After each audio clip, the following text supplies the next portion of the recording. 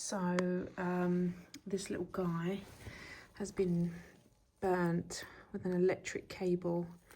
He fell out from the cable and unfortunately he got electrocuted and all his wings are burnt.